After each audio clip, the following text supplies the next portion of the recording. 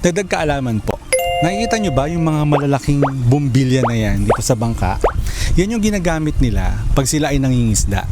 Pero ang tanong, bakit kaya lumalapit ng kusa yung mga isda kapag nakakakita sila ng liwanag mula po sa mga bangka na ito? Alamin po natin. Isang malakas na ilaw lang at para bang kusang lumalapit ang mga isda. Pero bakit nga ba?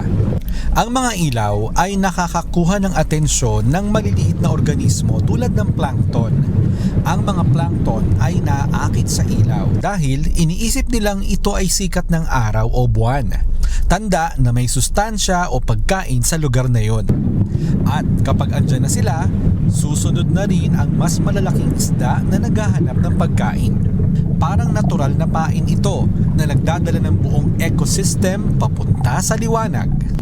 Dito sa mga probinsya sa Pilipinas, matagal na pong ginagamit ang taktika na yan sa panghuhuli ng isda. Simple pero epektibo. Sana po may natutuhan kayo at laging tatandaan, mapalad po ang tao na nakakasumpo ng karunungan at ang tao na nagtatamo ng kaunawaan.